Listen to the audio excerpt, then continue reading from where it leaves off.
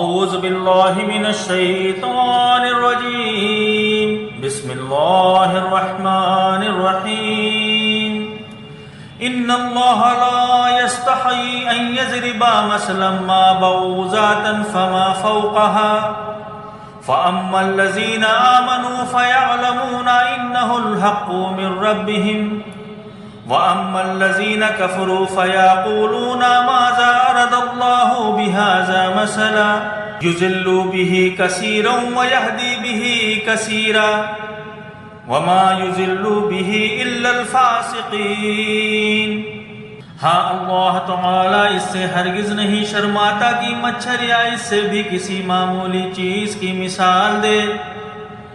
جو لوگ حق بات کو قبول کرنے والے ہیں وہ انہی مثالوں کو دیکھ کر جان لیتے ہیں کہ یہ حق ہے، اور جو ان کے رب کی طرف سے آیا ہے، اور جو لوگ ماننے والے نہیں ہیں وہ انہیں سن کر کہنے لگتے ہیں کہ ایسی مثالوں سے اللہ تعالیٰ کو کیا واسطہ۔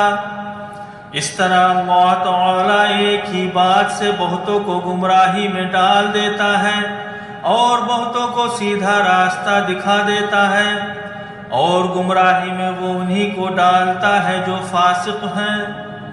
الذین ینقضون عہد اللہ من بعد میثاقہ ویقطعون ما امر اللہ بہ ان یوصل ویفسدون فی الارض اولئک ھم الخاسرون۔ اللہ رب العزت کے عہد کو مضبوطی کے ساتھ باندھ لینے کے بعد توڑ دیتے ہیں۔ اللہ رب العزت نے جسے جوڑنے کا حکم دیا ہے اسے کاٹتے ہیں اور زمین میں بگاڑ پیدا کرتے ہیں۔ حقیقت میں یہی لوگ گھاٹا اٹھانے والے ہیں۔ کیف تکفرون باللہ وکنتم امواتا فاحیاکم ثم یمیتکم ثم یحییکم ثم الیہ ترجعون۔ تم اللہ تعالی کے ساتھ انکار کا رویہ کیسے اپناتے ہو؟